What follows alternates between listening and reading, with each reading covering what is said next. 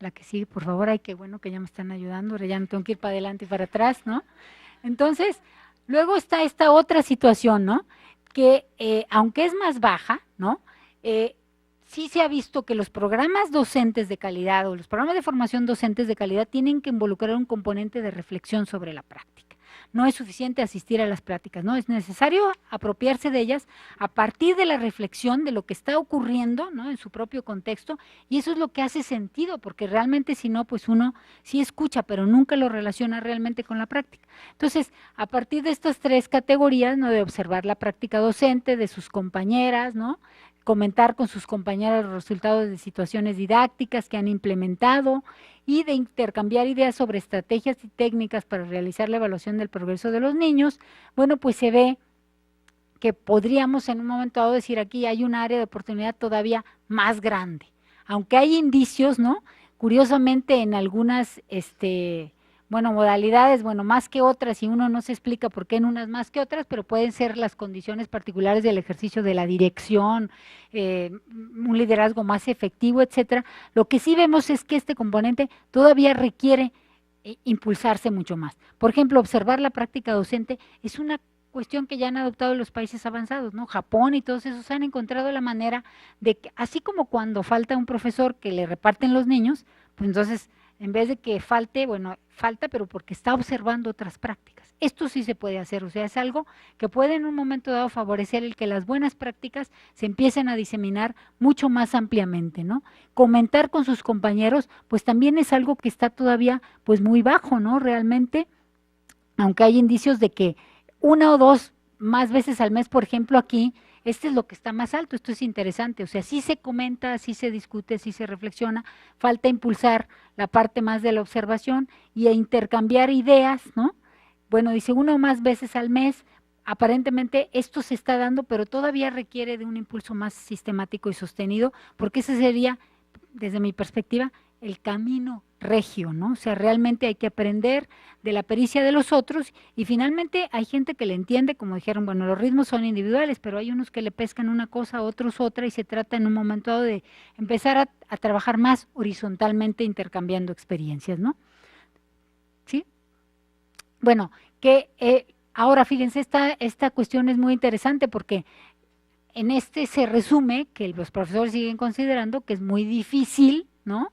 Actividades relacionadas con la práctica docente, entonces todavía siguen, seguramente por el enfoque, porque el enfoque todavía es complejo, ¿no? Y además por particularidades de las prácticas, a lo mejor en situaciones rurales o indígenas, pero, por ejemplo, lograr el desarrollo de competencias en niños con necesidades educativas especiales, pues eso es algo que consideran sumamente difícil, ¿no?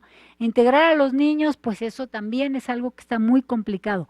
Planear situaciones didácticas que les permitan atender simultáneamente a niños de distintos grados o niveles de desempeño, que es el centro del enfoque de las competencias, ¿verdad? Porque las competencias es una cuestión gradual, no es de todo o nada, hay diferentes niveles de competencia.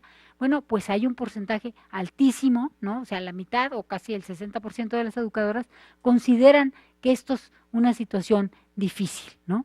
Entonces, diseñar situaciones didácticas, bueno, ya ahí hay un avance, ¿no? Creo que en un principio era algo que no se entendía, aquí ya está como al 30%. Entonces, es decir, el estudio en un momento dado realmente señala aspectos o áreas en las cuales se puede incidir para seguir avanzando, ¿no? Es un diagnóstico, es una plataforma contra la cual se podrá comparar dentro de un tiempo cómo es que se ha podido avanzar en cada una de estas cuestiones, ¿no?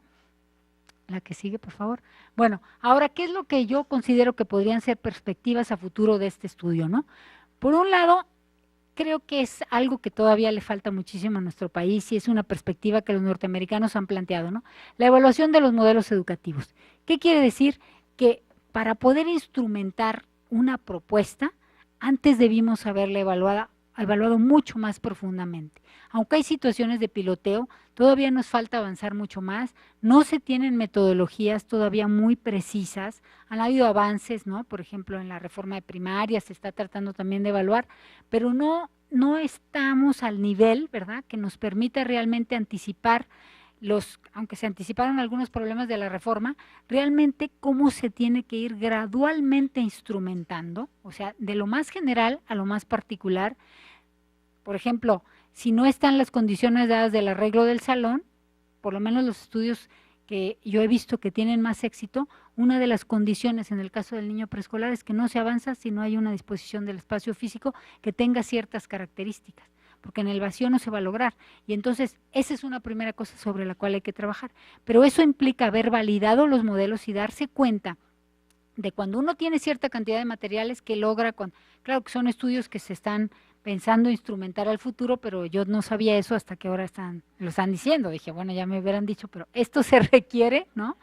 Evaluar la consistencia interna, la capacidad para la instrumentación fiel, y eso quiere decir, ¿verdad?, que tiene que haber unas metodologías que se llaman evaluación de la fidelidad de la instrumentación del programa, porque si no lo que uno evalúa es precisamente la inercia de las prácticas, o sea, no se está aplicando ese programa, están aplicando otros y eso lo hemos sabido, ¿no? O sea, los profesores se siguen con aquello, se mencionaba hace un rato que les ha funcionado, pero modificar implica medir mucho más claramente el grado de aplicación logrado y eso se llama fidelidad de la implementación y se requiere hacer ese tipo de estudios, ¿no? Obviamente con muestras, estudios de caso, etcétera, y estudios proceso-producto que ya se están planteando ahora, ¿no? Sí es necesario que realmente aquello que es de calidad pues se refleje en los productos, ¿no? Ahora, esto creo que todavía requiere muchísima discusión, o sea, ¿qué de los procesos? ¿Qué significa calidad? Creo que de eso ha habido muchísima discusión y calidad no es un concepto homogéneo ni puede haber una definición. Allí está Bob Myers, ¿no?, que ha hecho una serie de estudios en donde ha tratado de identificar situaciones de calidad en poblaciones indígenas, etcétera. Entonces, eso requiere, o sea, la calidad es una respuesta a una necesidad, no es una cosa per se, ¿no? Entonces, será de calidad en la medida en la cual responde a una necesidad y logre ciertos resultados, si no, no puede ser de calidad así per se, ¿no? Por otro lado, bueno, sí se requiere que en un momento dado se opte a una situación de lo que se llama aplicación inteligente, y esto quiere decir adopción-adaptación. Entonces, no quiere decir que yo aquí está la reforma y entonces la hago 1, 2, 3 igualito que me están diciendo, porque entonces yo le mido, ¿verdad? La adopto, pero la adapto en cierta medida, pero tiene ciertos límites la adaptación. Después de eso ya no es ese programa. O sea, tiene que haber ciertas condiciones mínimas, ¿no? Y luego, evidentemente, pues el entrenamiento acompañado de una reflexión sobre la práctica es también otro de los derroteros, ¿no? Y luego, me parece que ya es la última que tendría, ¿no? Esta es la última, sería el contraste con los estándares, ¿no? Yo sí realmente he enfatizado, y esto creo que hay algunos otros investigadores que lo han hecho, le falta a nuestro país esta idea de qué es lo mínimo indispensable, cuáles son los estándares, ¿no?, contra los cuales, qué es lo que el niño, por ejemplo, debe saber, aunque está establecido en las competencias, eso no es todavía un desarrollo de estándares y no está en ninguno de los casos, o sea, en términos regulatorios, o sea, de las leyes, de cuáles son los mínimos en donde una reforma o un proyecto preescolar está siendo instrumentado, ¿no? Profesionales, o sea, qué es lo que el profesor deberá estar haciendo, ¿sí? O el supervisor o el director. Tiene que haber estándares, o sea, tenemos que avanzar a eso. En la construcción de los estándares participa toda la comunidad, o sea, no solamente los profesionales. ¿Y cuáles son los resultados mínimos que se tienen que obtener en un grado para pasar al otro? El enfoque por competencias implica que no puede uno avanzar así como antes. No, bueno, se sacó 6, pues no. O sea, si no tiene estas competencias mínimas, pues no puede pasar al siguiente. Entonces, ¿qué voy a hacer?